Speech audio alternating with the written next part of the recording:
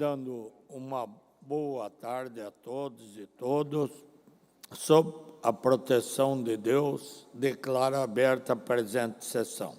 Convido o senhor secretário, excelentíssimo deputado Padre Pedro Baldiceira, para proceder à leitura das atas das últimas sessões. Boa tarde, senhor presidente, deputado Maurício Scudelarchi, senhores deputados, deputadas e todos aqueles e aquelas que nos acompanham. Ata da 45ª sessão ordinária da primeira sessão legislativa da 20ª legislatura da Assembleia Legislativa do Estado de Santa Catarina, realizada em 25 de maio de 2023, sob a presidência deputados Rodrigo Minotto e delegado Egídio, e secretarias deputado delegado Egídio e Padre Pedro Baldiceira. Às 9 horas do dia 25 de maio do ano 2023, nessa cidade de Florianópolis, capital do Estado de Santa Catarina, reuniu-se a Assembleia Legislativa em sessão ordinária. Havendo um quórum regimental, o senhor presidente declarou abertos os trabalhos e convidou o senhor deputado Padre Pedro Baldiceira para proceder à leitura da ata da sessão anterior, que, em consonância com o parágrafo 1º do artigo 106 do Regimento Interno, o senhor presidente deu a por aprovada. Expediente. O senhor presidente comunicou que foi distribuído eletronicamente. Breves comunicações. Não houve oradores inscritos. Grande expediente. Não houve oradores inscritos. Ordem do dia.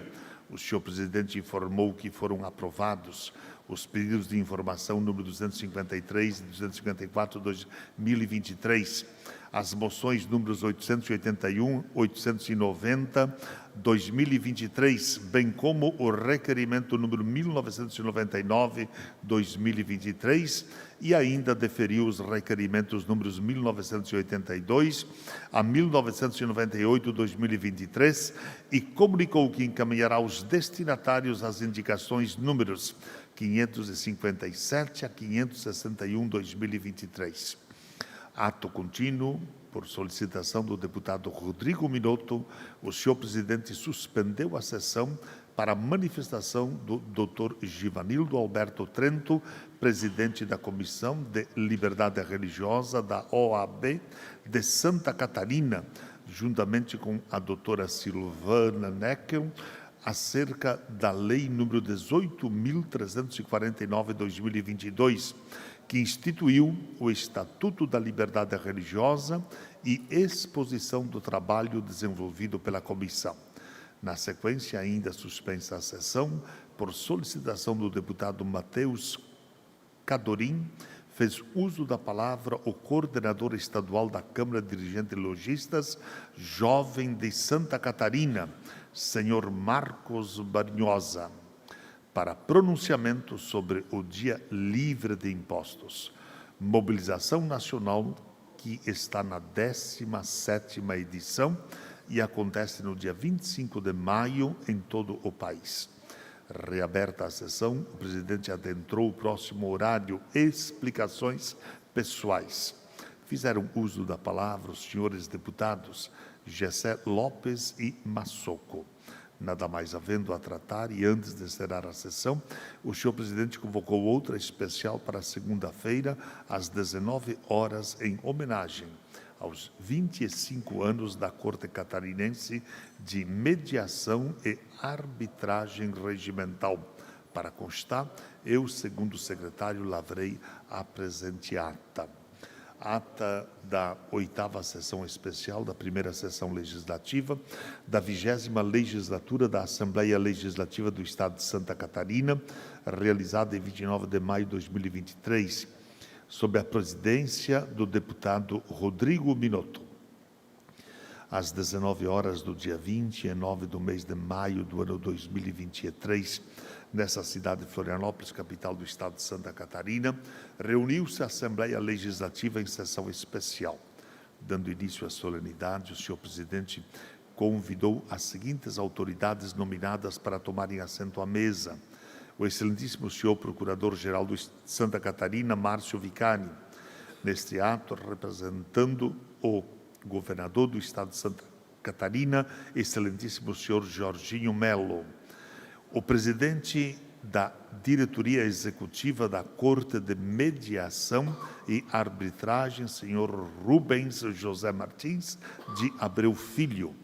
O presidente do Conselho de Administração da Corte de Mediação e Arbitragem, senhor Humberto Luiz Sobierawski Filho.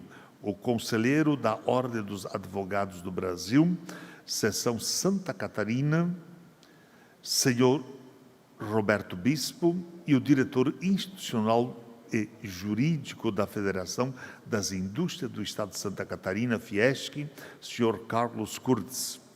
Constituída a mesa, o senhor presidente deu conhecimento ao plenário de que a sessão foi convocada pela liderança do Partido Democrático Trabalhista, PDT, e aprovada por unanimidade pelos demais parlamentares, em homenagem aos 25 anos da Corte Catarinense de Mediação e Arbitragem.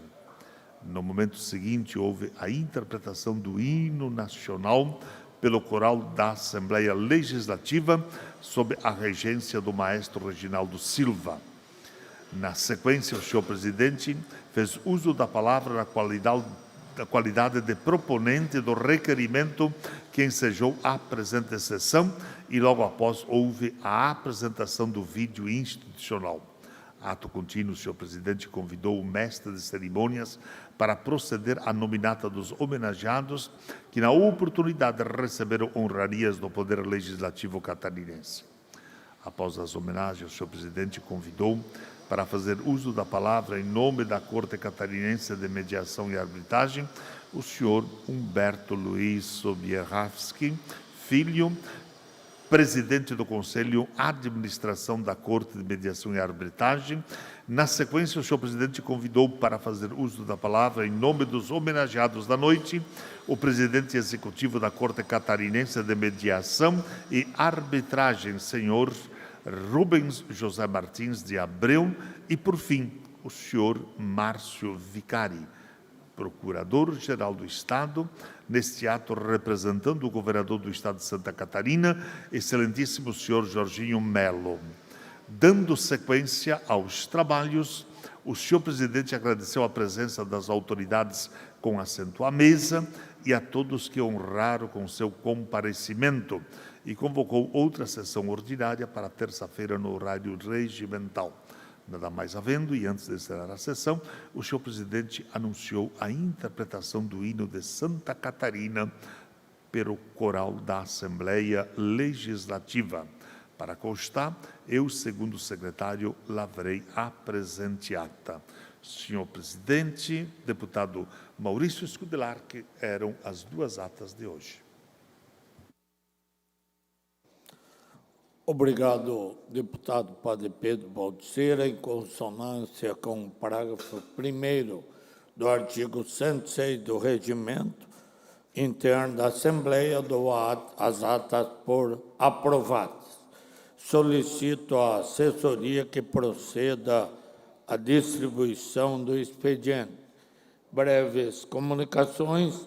Inscrito para falar, deputado Gerry Consoli. Vossa Excelência tem o tempo de até 10 minutos. Aproveite e passe a presidência ao deputado Marcos da Rosa. Com a palavra, deputado Gerry Consoli. Boa tarde a todos. Deputado Maurício Scudelar, que preside a nossa sessão dessa tarde. Deputado Padre Pedro Baldiceira, deputado Marcos da Rosa, e a todos os agentes da Polícia Civil do Estado de Santa Catarina que nos acompanham de forma online, aos demais cidadãos catarinenses que nos acompanham e aos servidores dessa casa, uma excelente tarde. Hoje eu venho a essa tribuna para abordar uma questão de extrema importância para o Alto Vale do Itajaí, para todo o Estado de Santa Catarina e para o nosso país. Senhores, a doação de sangue é um ato de solidariedade e altruísmo que salva vidas. No entanto, para que esta ação nobre aconteça de forma eficiente, é necessário que haja uma estrutura adequada para a coleta e processamento do sangue doado. Infelizmente, no Alto Vale do Itajaí, temos enfrentado dificuldades nesse processo. O município de Rio do Sul tinha até o ano de 2012 uma unidade do EMOSC, Hemocentro de Santa Catarina, em operação dentro do Hospital Regional Alto Vale, que atendia, além de Rio do Sul, os outros 27 municípios do Alto Vale do Itajaí, mantido pelo Estado de Santa Catarina. Por decisão da gestão estadual àquela época, a unidade foi fechada sob o argumento de escassez de recursos e inviabilidade de manter o Hemocentro em operação. De 2012 até o ano de 2021, o Alto Vale deixou de ter uma unidade de coleta de sangue do EMOSC. E após muita insistência, ficou conveniado que seriam realizadas as coletas de sangue pelo menos 2 vezes por ano. Em contrapartida, o município de Rio do Sul realizaria a campanha de doação e disponibilizaria a estrutura adequada para a coleta e armazenamento de sangue. Acontece que ainda naquele ano de 2021, ocorreu apenas uma visita da unidade móvel para a coleta de sangue, sem cumprir com o aventado entre o município e o EMOSC. Desde então, não há sequer uma resposta ou justificativa às infinitas solicitações por e-mails, ofícios digitais e até entregue em mãos ao governo do Estado. Atualmente, apenas o Hospital Regional do Alto Vale, em Rio do Sul, e o Hospital Estadual Valdomiro Colautti, da cidade de Ibirama, tem bancos de armazenamento de sangue, o que por si só já é calamitoso para a região, visto a extensão territorial do Alto Vale e a distância dos pequenos municípios até estes centros de saúde. Não bastasse tal situação, não há realização periódica de coleta de sangue pelo EMOSC, ainda que existam diversos doadores interessados. É inadmissível imaginar que o Alto Vale do Itajaí não tenha uma coleta móvel de sangue regular e efetiva.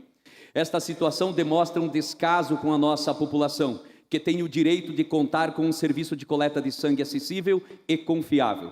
Ou seja, o Alto Vale, se você quer doar sangue na região do Alto Vale do Itajaí, você precisa absorver os custos, você precisa pagar por isso. Atualmente é necessário se deslocar até o município de Lages ou de Blumenau, ambos a mais ou menos 100 quilômetros de distância.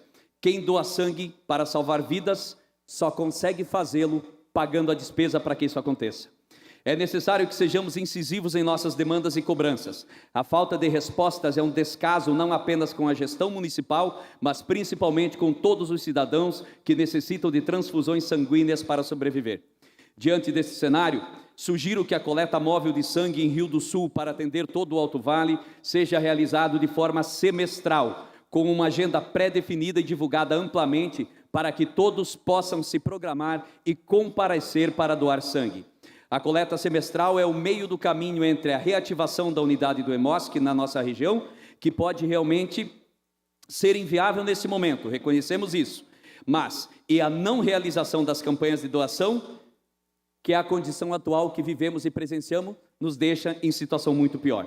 Em primeiro lugar, haverá um fluxo constante de doações para o Hemocentro de Santa Catarina, evitando períodos de escassez e mantendo os estoques de sangue em níveis adequados, salvando vidas dos nossos catarinenses.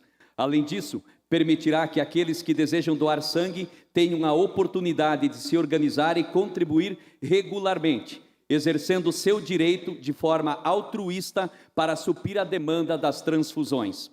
É fundamental ressaltar que a coleta de sangue é um serviço essencial aos municípios, que deve estar disponível de forma acessível a todos os cidadãos. Precisamos superar as burocracias e os obstáculos que temos enfrentado até o momento. A vida de nossos concidadãos está em jogo e não podemos permitir que a falta de resposta comprometa a saúde e a segurança daqueles que necessitam das doações de sangue. Conclamo, portanto, a todos os envolvidos, desde o Hemocentro de Santa Catarina até as autoridades competentes, a agirem de forma diligente e responsável. Nossa população precisa e exige uma resposta efetiva e imediata em relação à coleta de sangue no Alto Vale do Itajaí e que assim seja em todo o estado de Santa Catarina. Para tanto, eu estou protocolando uma indicação para que haja a retomada desses serviços. Agora pela manhã, por coincidência e sem saber que o Hemocentro era a minha pauta da tarde, a Polícia Civil do Estado de Santa Catarina, através da comissão que organiza os eventos alusivos aos 211 anos da Polícia Civil no Estado de Santa Catarina, manteve contato comigo e eles me trouxeram, né, me trouxeram a informação de que um dos atos da Polícia Civil em comemoração aos 211 anos de instalação em Santa Catarina é uma doação de sangue conjunta de todos os policiais, mas que eles não têm como realizar esse gesto porque não tem onde fazer a coleta de sangue. Então, eu conclamo para que haja uma diligência, para que nós possamos fazer os devidos encaminhamentos, para que se restabeleça, mesmo que semestralmente no Alto Vale do Itajaí, uma coleta de sangue, para que nós tenhamos, então, o sangue para suprir a necessidade de todos os cidadãos catarinenses que precisam disso. Eu ainda queria citar, aproveitando a minha fala, também fui procurado por algumas prefeituras, por alguns agentes de saúde, sabendo que uma das minhas pautas é ajudar a cuidar da saúde do catarinense, para nós tratarmos da continuidade do fornecimento do medicamento ao cidadão catarinense. O fornecimento do medicamento não é responsabilidade do município, é sim do Estado. Porém, ocorre, que é o que me trouxeram, que o Estado fornece por 1, 2 ou até 3 meses o medicamento e depois cessa o fornecimento. Os cidadãos ficam sem orientação, sem caminho e sem receber a medicação. Para tanto, eu estarei pedindo informações a respeito do fornecimento do medicamento, também estarei procurando a Secretaria de Saúde e demais órgãos que possam nos ajudar, para que nós venhamos a estabelecer de forma continuada o fornecimento do medicamento para todos os cidadãos catarinenses. Muito obrigado a todos. Muito bem, ainda em breves comunicações, o próximo deputado inscrito é o deputado Carlos Humberto. Também dispõe aí do tempo regimental.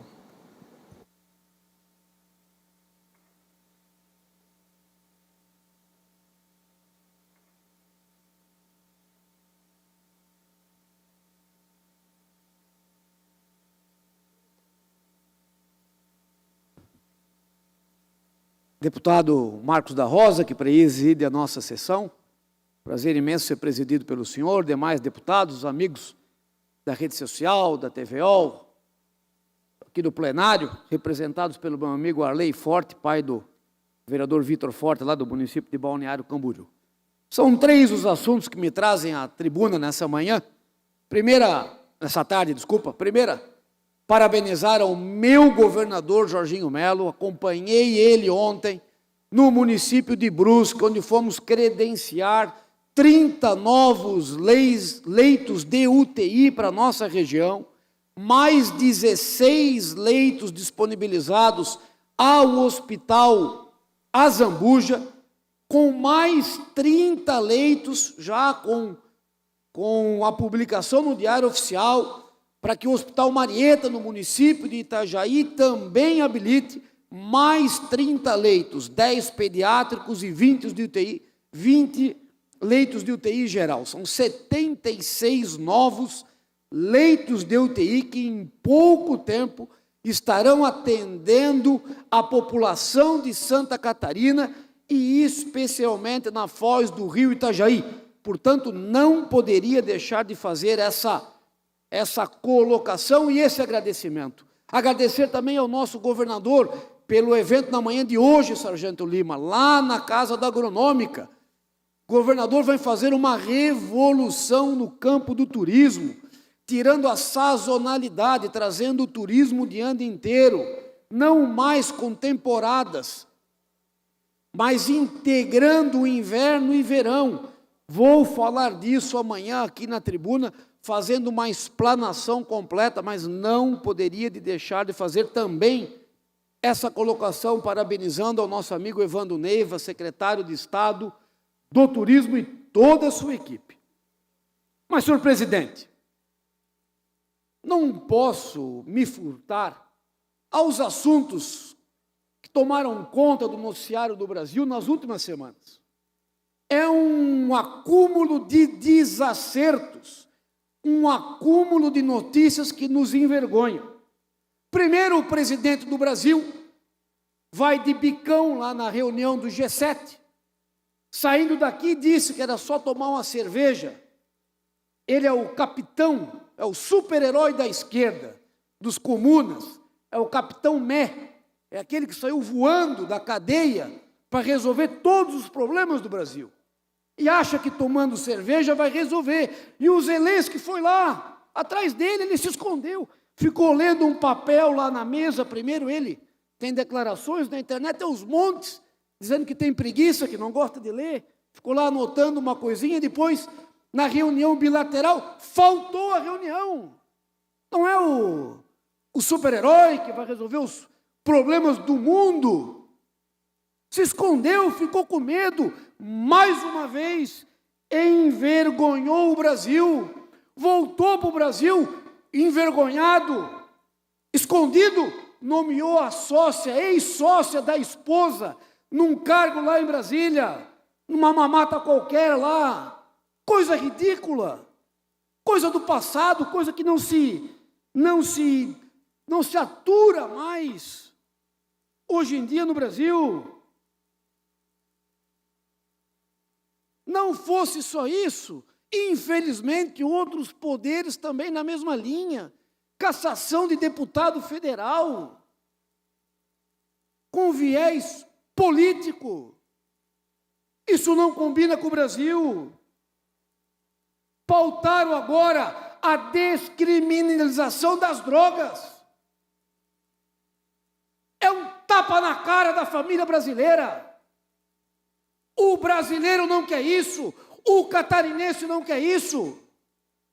Ainda tive que aturar aqui no meu celular um cidadão que eu tenho como uma pessoa inteligente, vim dizer para mim que não é só a maconha, usa de supositório a maconha. É a porta de entrada das demais drogas que destroem a família brasileira. Graças a Deus, o parlamento catarinense é diferente. E aqui nós não aturamos esse tipo de atitude que vem para destruir os pilares sociais que nós demoramos tanto tempo e com muito orgulho construímos aqui nesse Estado. O parlamentar Carlos Humberto, aqui do gabinete 36 da Assembleia, enquanto eu tiver voz e mandato, serei contra. Droga não. E não vem com essa desculpa de que o álcool e o cigarro, porque não sei o quê. Então proíbe tudo, pronto. Agora, liberar mais coisa? Nunca, sargento. Nunca. E a cereja do bolo? Tivemos que aturar o ditador Maduro em solo brasileiro. 75 milhões de reais é a recompensa pela prisão dele. Narcotraficante, sequestrador, ditador e bandido. As Forças Armadas batendo continência. Honras militares e de chefe de Estado. Eu me envergonho e, por isso, apresentei uma moção que manifesta a minha contrariedade, o meu repúdio ao presidente da República do Brasil. Como é que esse senhor recebe uma pessoa dessa em solo brasileiro, com pompas e honras? Vai vir para votação. Espero que seja aprovada aqui pelo parlamento, pelo plenário, manifestando a minha contrariedade e o meu repúdio ao presidente da República do Brasil por ter recebido esse cidadão em solo brasileiro, que não merece o respeito de ninguém. E o segundo assunto, que também foi muito discutido, é a questão da professora de Bombinhas, que soma-se a outros com essa conversa de que catarinense é nazista, é fascista. Eu já dessa tribuna apresentei aqui uma denúncia que tinha feito um blogueiro do Rio Grande do Sul. Assinei junto com os senhores também a denúncia contra a jornalista lá de São Paulo. Assinei a denúncia contra esta professora, mas estou indo além. Estou indicando ao senhor governador do estado, porque não posso fazê-lo, não é minha atribuição, que ele envie projeto de lei alterando o estatuto do magistério público, colocando a sanção de demissão para o professor que se sentir no direito de discriminar o catarinense dessa forma. Tem que ser demitido, não pode mais estar dentro de sala de aula. Estou fazendo a indicação ao senhor governador. Apresentei um projeto de lei também. Provavelmente vai vir, vai ser lido amanhã.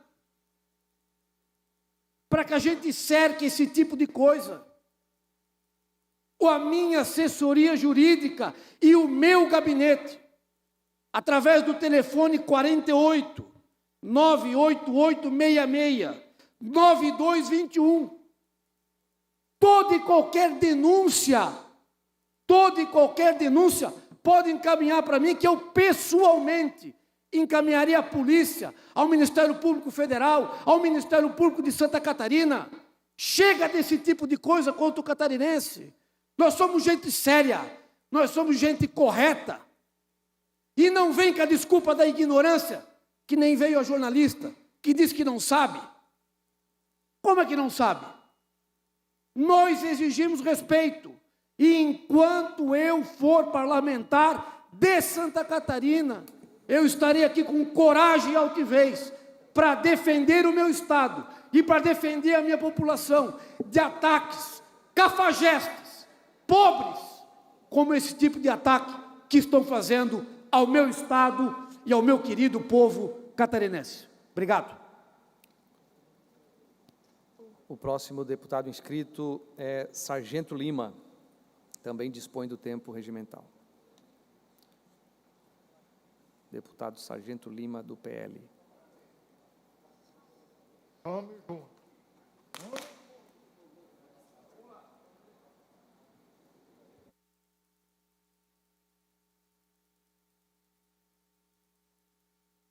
Deputados, muito boa tarde. Presidente, boa tarde. Assunto que me traz à tribuna o dia de hoje não é um assunto que permearia nossas lides legislativas. Falo um pouco de uma experiência pessoal minha e daquilo que está acontecendo um pouco no Brasil mesmo. Fugir um pouco do assunto de Santa Catarina, que sempre é a nossa pauta. No dia 24 desse mês, eu recebi uma mensagem no meu celular de um amigo que eu conheço há 32 anos. Serviu o Exército junto comigo. E ele enviou para mim o hino Canção da Infantaria, com um vídeo institucional, hino esse que eu sei cantar muito bem, se não me falha a memória, a letra de Hildo Rangel. Eu confesso que eu me sentia agoniado, porque eu pegava o telefone e não conseguia respondê-lo. Eu não sabia o que escrever para ele. Eu não sabia o que dizer para ele. E essa mesma agonia, ela me sufoca o peito cada vez que eu estou transitando pela rua Ministro Calógenas, na minha cidade, Joinville, que é uma via de mão única. E eu, quando passei ali, e hoje eu pego a primeira direita e desvio para não passar na frente do 62 Batalhão de Infantaria. Porque o mês de dezembro, para mim, mexeu muito comigo. Eu me lembro ali, do meu lado, a minha esposa, enrolada na bandeira do Brasil, minha mãe, com a mãozinha levantada, ela tem uma mão pequenininha, aquela mão de pessoa idosa, já pintadinha, falando SOS, Forças Armadas, nos ajude, por favor. Noites ali que nós estávamos em 500, 700, chegamos a estar em 3.000 pessoas na frente dos quartéis, crianças, idosos. E aquilo estava me sufocando, e hoje eu não consigo passar ali na frente do quartel.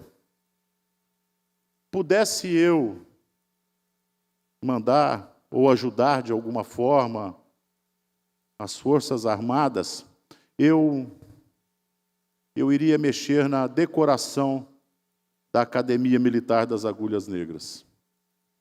Eu ia fazer algumas alterações na decoração dela. Eu colocaria dentro do refeitório dos alunos quadros, e nesses quadros a nossa pujante indústria funcionando. Os campos de gado, nossos pecuaristas, as plantações, o agronegócio, nossa indústria têxtil, nossa indústria química, para que cada vez que eles colocassem uma colherada de comida na boca, eles se lembrassem quem é que está pagando por aquela comida. Cada vez que eles fossem levar o garfo à boca, eles lembrassem de quem que paga aquela comida. Dentro das salas de aula, eu ia decorar com a foto do meu presidente, Jair Messias Bolsonaro.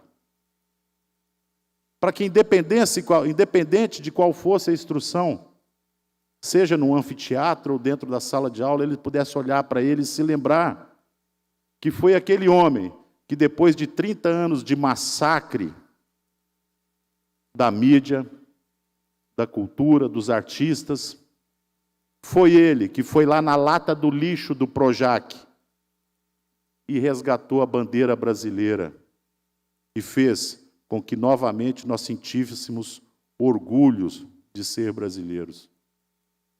E levantou a moral da instituição. Foi ele. E para terminar a decoração, na entrada da AMAN, no portão de entrada, eu colocaria uma foto de um lado do Luiz Inácio Lula da Silva e do outro lado, Nicolás Maduro. Para quando ele entrasse para a segurança do intramuro do quartel, ele lembrasse que lá fora estão aqueles que defendem a pátria grande chavista, uma Latino-América unida pela indústria cocaineira, pela violência, e foi na mão dessas pessoas que ele deixou a família dele. Que lá fora ficou aqueles que se alimentavam com cães, gatos e ratos na Venezuela, e agora estão aqui atravessando por Pacaraima. Se lembrasse que quem ficar aqui no Brasil não tem outro país para fugir. Para a Argentina, de Kirchner, nós vamos fugir? Vai ser para a Venezuela? Para onde que nós vamos? São essas pessoas, a sua família tu deixou lá fora. Deixou lá fora suas filhas, mães e mulheres, que apesar das dezenas de denúncias em reuniões da ONU, falando dos abusos sexuais e dos estupros que aconteceram na Venezuela, diante do silêncio sepulcral das feministas, do silêncio ensurdecedor, isso elas não falam. Foi lá fora, quando você passasse ali para dentro da segurança da caserna, lá fora você deixou a sua família. E no dia de Natal desse ano de 2023, senhores generais, reúna sua família na sala de sua casa e conte como que foi o ato heróico de 8 de janeiro, como que vocês, com força, denodo varonil, astúcia e perspicácia militar, vocês subjugaram os terríveis terroristas em Brasília, as velhinhas bomba. Contem como vocês foram valentes. Tente arrancar um elogio de um familiar teu. Tente arrancar. E quando terminar a ceia de Natal, vá para o seu quarto, se ajoelhe, sente sobre os calcanhares, abra a sua camisa e faça de conta que está no exército imperial japonês.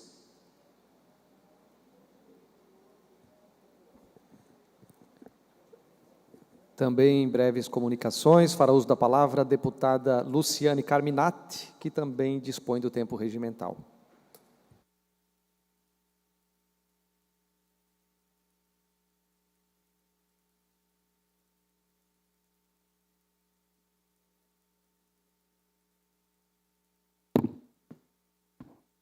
Presidente, deputados, todos que acompanham esta sessão, vou falar de um tema bem importante que tem preocupado educadores, estudantes, catarinenses e brasileiros.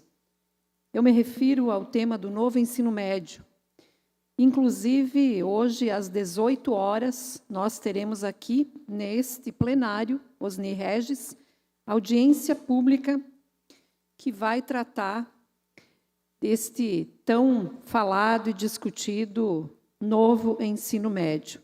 Temos a confirmação já da participação do presidente da Comissão de Educação da Câmara Federal, da senadora Tereza Leitão, que foi designada para assumir esta comissão, esses trabalhos, e mais de 15 entidades representativas da sociedade catarinense. Mas eu quero resgatar que nós não estamos iniciando o debate agora. Aqui nesta casa, há 10 anos atrás, exatamente em 2013, nós já trazíamos as preocupações com relação ao ensino médio. Em 2015, houve todo um diálogo nacional para a reformulação do ensino médio. Em 2016, nós apresentamos um projeto de lei que tem divergências, convergências, e de lá para cá, infelizmente, com o golpe de Estado que foi propalado nesse país, que tirou uma presidenta eleita e que agora, depois de um tempo, o Tribunal de Contas da União identifica que não houve nenhuma pedalada e ela não responde por processos. Então, tira uma presidenta eleita, assume o vice-presidente num ato de fraude, e uma das primeiras ações que ele faz é editar uma medida provisória que põe no lixo toda a discussão que a sociedade brasileira fazia acerca do novo ensino médio. Toma posse em setembro e, em dezembro, publica a medida provisória que traz toda essa desgraça que estamos vendo nesse país afora.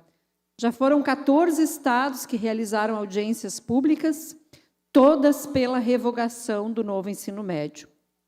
E naquela época, eu me lembro muito bem que os estudantes do ensino médio fizeram ocupações nas escolas. E muitos deputados desta casa, que têm a prática de questionar a mobilização, a atuação dos nossos estudantes, começaram a chamar os estudantes de baderneiros, só faziam confusão, onde já se viu, deviam estar lá na escola estudando. Eu, ao contrário de vir aqui atacar estudantes, fui até as ocupações, compreender o que estava acontecendo. E os estudantes estavam dando aula de cidadania. Aula que agora, depois de tanto tempo, muita gente está se dando conta do quanto os estudantes que ocuparam as escolas do ensino médio estavam certos. E eu quero trazer aqui por que os estudantes estavam certos. Imagine o cidadão que está me ouvindo que não é professor. Compreenda o que aconteceu com o novo ensino médio. Nós tínhamos 200 dias, 4 horas aula por dia, com disciplinas da formação geral, com 3 aulas de português, 3 aulas de matemática, por exemplo, e 2 aulas das demais disciplinas. Com o novo ensino médio, aumentou a carga horária de 800 horas para 1.000 por ano. Alguém pode dizer, mas deputada, você é contra aumentar a carga horária? Não, não sou contra. Mas o que fizeram? Diminuíram as disciplinas da formação básica. De 3 aulas de português e matemática, nós temos apenas 2 aulas no primeiro ano e 1 aula no segundo e no terceiro ano. As demais disciplinas, 1 aula apenas por semana. Então, os nossos estudantes estão indo para a escola, além do horário normal, mais 1 tarde, 2 tardes, 3 tardes, conforme as matrizes, para atender as 3.000 horas, indo para a escola para ter aula do quê? Itinerários formativos, projeto de vida. Imagine um adolescente com 15 ou 16 anos ter aula de projeto de vida. Eu conheço gente com 50 anos que está perdido no mundo e não tem projeto de vida nenhum, que passa uma vida inteira tentando encontrar qual é o seu projeto de vida. E nós estamos dizendo que em plena formação da educação básica, esse sujeito de 15 ou 16 anos tem condições de definir a sua vida. É ridículo isso. É só quem não quer ouvir a realidade das escolas. Eu escuto professores formados em geografia, história, linguagens, tendo que dar aula de empreendedorismo. Olha bem se a gente é preparado para isso. É um absurdo. Imagine um professor ter que dar aula de comunicação virtual. Então, se destruiu a formação geral, está se destruindo essa formação básica e cada vez mais se fragmentando. Agora não são mais 12 ou 13 disciplinas. Tem currículos que têm 40 disciplinas. Tem professores que têm 700 alunos. Imagine como é que esse professor vai conseguir avaliar o desempenho desse aluno, a condição de aprendizagem. Então, é por isso que nós estamos hoje fazendo esta audiência aqui na Assembleia. E quem participar da audiência vai ver o vídeo que nós vamos apresentar. Lá em 2013, a deputada Luciane falava que esse negócio não ia dar certo.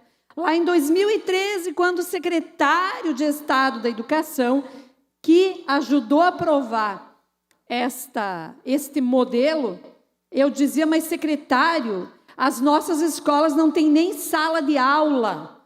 Então, quer se ampliar a carga horária se não tem nem onde colocar os alunos hoje. E está aí um fracasso total, a reprovação aumentou nos últimos anos, o abandono e a evasão aumentaram. E que bom que hoje nós temos um Ministério da Educação que não está sentado em berço esplêndido, só batendo continência, mas que no dia 8 de março deste ano, publica uma portaria abrindo consulta pública para todos os estados para avaliarem o novo ensino médio. Por isso que nós vamos ter audiência hoje e o observatório do novo ensino médio ligado à Universidade Federal da Fronteira Sul, que tem pesquisa, que tem elaboração, vai apresentar os números, Secretaria de Estado da Educação vai se fazer presente, Conselho Estadual de Educação, Sistema CAF com as suas licenciaturas, estudantes do ensino médio, Sindicato dos Trabalhadores em Educação, ou seja, nós queremos ouvir a sociedade e, a partir desta ouvidoria, digamos assim, nós vamos levar ao Ministério da Educação o entendimento de Santa Catarina.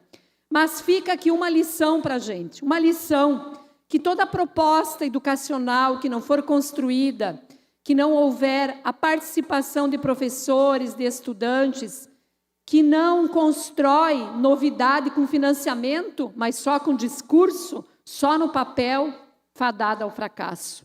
Tem como dar certo o ensino médio? Claro que tem. Nossos institutos federais, pelo Brasil afora, hoje, são um exemplo. Às vezes eu escuto muito que a educação não tem saída. Claro que tem. Institutos federais estão com excelentes avaliações do do ensino médio integrado, e está aí, e é ensino público. Como é que dá certo?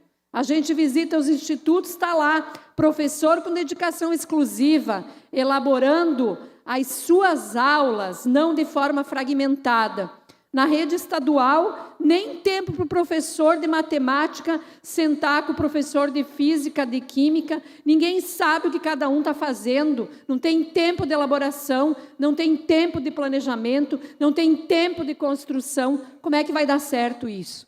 Então, mais uma vez, a Assembleia Legislativa de Santa Catarina, através da Comissão de Educação, trazendo esse debate, que é um debate que há 10 anos atrás a gente já fez e já alertou, e o Ministério da Educação nunca ouviu. Está aqui, é isso, convite feito, 18 horas hoje. Obrigada. Passamos nesse momento para o horário reservado aos partidos políticos e vamos ouvir aqui na sequência. Bom, vamos aqui conforme está na nossa planilha. Horário reservado ao PP. Temos alguém? PSOL, PL, Bloco Social Democracia, MDB, PSDB, Bloco União, PSD e PTB, Bloco Democracia, Inclusão Social e Igualdade, PT e PDT, nenhum inscrito, Bloco Podemos, Republicanos e Novo. Vamos ouvir, então, o deputado Matheus Cadorim.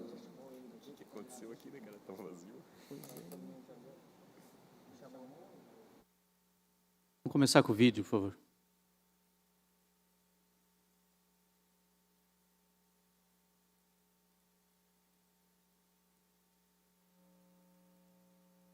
Sim, você sabe, a gente paga imposto diariamente sobre tudo que a gente consome, seja produtos ou serviços. E esse recurso, administrado pelo governo, retorna para a gente em serviços como segurança, saúde, educação, infraestrutura, ou pelo menos deveria voltar, né? Mas uma parte desses impostos vem aqui para a Assembleia Legislativa.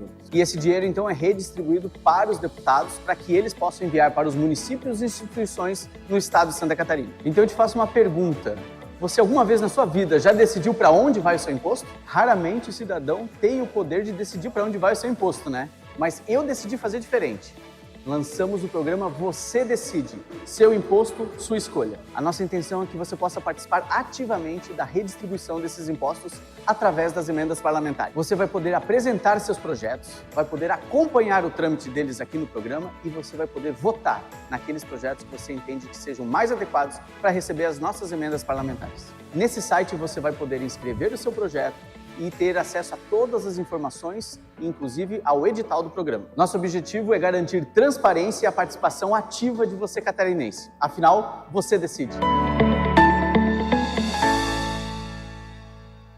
Seguindo uma premissa do Partido Novo, de algumas boas práticas que a gente já aplica com os nossos mandatários ao redor do Brasil, peço para colocar a apresentação ali já para a gente já fazer essa explanação mais direta. Pode passar. Enfim, a intenção aqui é fazer destinações técnicas para as emendas. Se o dinheiro é do povo, ele vai voltar para o povo com a escolha do próprio povo, né? Então, como eu já disse, isso já é uma prática dentro do Partido Novo e a gente aqui amplia isso, dando mais transparência e uma inovação com a votação aberta ao público dos projetos que forem sendo elencados no nosso projeto. Pode passar. Então tem o site mateuscadorim.com.br/você decide, lançamos o edital hoje, a partir de hoje os projetos já podem ser inscritos, né? Até o dia 30 de agosto é o prazo para inscrição, pode passar. Depois teremos uma avaliação técnica de um comitê formado por 5 pessoas que vão poder fazer aí a seleção desses projetos até o dia 12, quando haverá divulgação dos classificados para a etapa de votação. E aí, na etapa de votação, do dia 12 de setembro até o dia 2 de outubro, isso tudo bem transparente no nosso site, vai estar aberto para quem quiser participar e votar também nos projetos. Auditoria interna, então, depois, durante todo esse processo, e a execução no ano que vem das emendas, conforme o cronograma do governo estadual. Isso vem com total encontro aos princípios do partido de transparência, representatividade, eficiência e, principalmente, liberdade. Liberdade de escolha, liberdade de poder direcionar esses recursos É a forma como a gente encontrou de poder dar mais poder ao cidadão, dar mais transparência, dar mais eficiência aos recursos que são distribuídos. Sem compra de votos, sem toma lá da cá, os projetos vão ser selecionados única e exclusivamente pela sua tecnicidade, pela sua eficiência, pela capacidade de quem está apresentando esses projetos, enfim, de forma super técnica. Então está lá o contato, o site e também o e-mail vocedecide@mateuscadorim.com.br. Esse é um dos grandes projetos que a gente lançou durante esses pouco menos de 6 meses, né? Nós já lançamos à frente do Bombeiro Voluntário, à frente da Liberdade Econômica e da Inovação, nós lançamos o programa Catarina, né? Respeita a Catarina, que vai trazer a possibilidade de emenda à Constituição Federal, e aqui estamos nós novamente com um projeto que vai trazer mais economia, respeito ao dinheiro do catarinense para toda a população do nosso estado. E eu gostaria de aproveitar esses minutinhos que estão faltando aqui, só para mostrar uma foto para vocês. Essa aí. Quinta, sexta e sábado eu tive a honra e o prazer de acompanhar o governador de Minas Gerais, Romeu Zema, por um trajeto aqui em Santa Catarina, que incluiu Florianópolis, São José, Blumenau, Gaspar, Jaraguá do Sul, Balneário Camboriú, e a casa sempre lotada. Se os espaços fossem maiores, com certeza teriam mais pessoas. Esse evento aqui especificamente foi o encontro estadual do Novo, o 4º encontro estadual do Novo, que acabou se tornando praticamente um encontro nacional. Foram 700 pessoas pagantes num sábado de sol a 500 metros da praia e que ficaram até o final para ouvir os mandatários, para ouvir as nossas propostas e para dar o start de 2024 do Partido Novo. Centenas de pré-candidatos ou potenciais pré-candidatos se levantaram dessas cadeiras e foram ovacionados como as pessoas que estão se dedicando, se colocando à disposição da população para poder melhorar a nossa condição de vida através da liberdade econômica, do respeito ao empreendedor.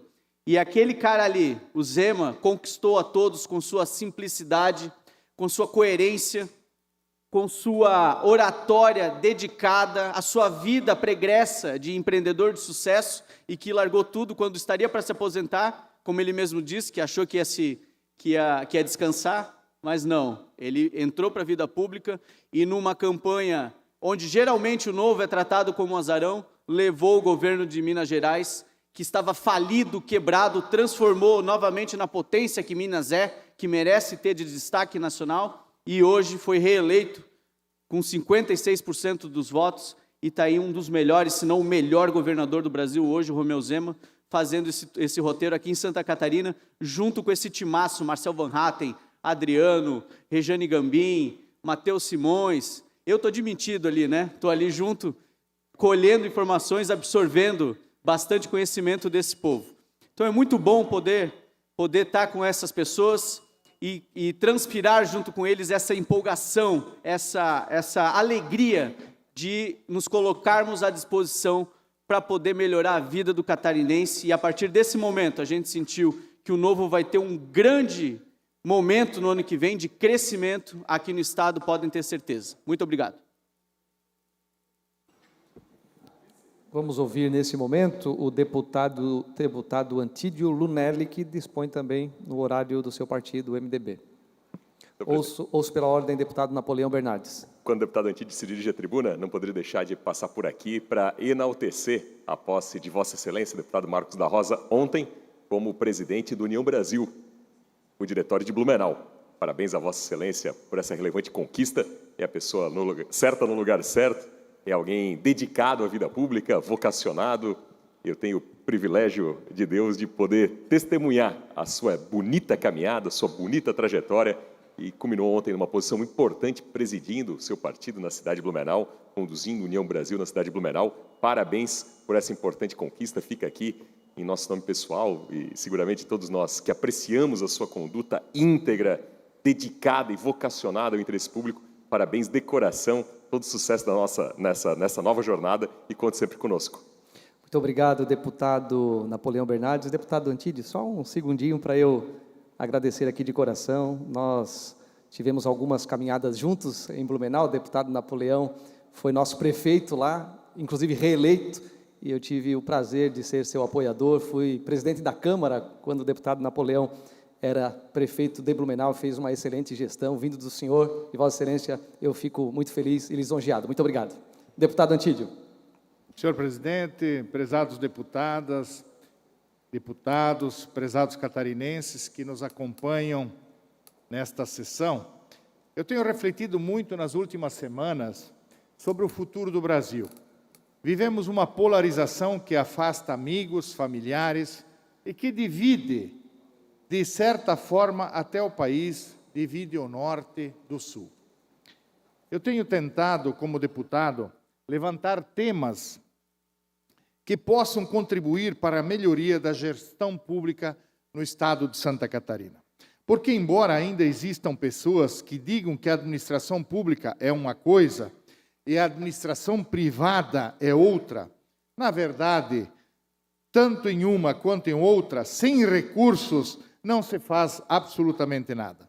Então, a lógica de cuidado com o dinheiro é a mesma e a responsabilidade é ainda maior quando o que se administra é o imposto do nosso contribuinte, ou seja, pelo menos deveria ser. Um governo que investe mal, um governo que não tem visão de futuro, um governo que não tem prioridades, um governo que faz política só pensando na próxima eleição, é um governo que deixa os brasileiros, que deixa os catarinenses sem leito de hospital, sem escolas de qualidade, sem segurança, sem aposentadoria, sem uma aposentadoria digna e sem comida na mesa muitas e muitas vezes. Lutar contra isso tudo, contra os corruptos e contra a falta de gestão, é o que me faz entrar na política. Como prefeito, consegui, juntamente com uma equipe comprometida e capacitada, imprimir um ritmo de eficiência, agilidade e entrega que me orgulha muito. E isso me fez querer participar ainda mais da nossa política. Acontece que tem dias que é tamanha a instabilidade que enfrentamos e que fica até difícil de acreditar que podemos fazer a diferença. Penso que o sistema judiciário brasileiro precisa explicar melhor o que aconteceu nos últimos anos. O Brasil vive um filme de ficção e suspense, difícil de entender, e o judiciário tem parte importante nisso. O culpado de ontem é o mocinho de hoje, e o mocinho de ontem é o bandido da vez. Como assim, senhoras e senhores? Acompanhamos na imprensa horas e horas de denúncias contra Lula, de corrupção, de desvios, de formação de quadrilha, que assaltou os cofres públicos. Foram meses e meses de manchetes. Lula foi preso e o sentimento era de que haveria justiça. E aí, de repente, o processo contra Lula é anulado. E ele volta a ser presidente. Espera aí, gente. E qual justiça, então, que nós vamos confiar? Naquela que disse e apontou os diversos crimes cometidos? Ou aquela que agora diz que houve falha no processo? Cada um que escolha a sua justiça. É isso, senhoras e senhores. E se a justiça de Curitiba não era o caminho para análise das denúncias contra Lula e a sua turma, por que se levou todos estes anos para se descobrir?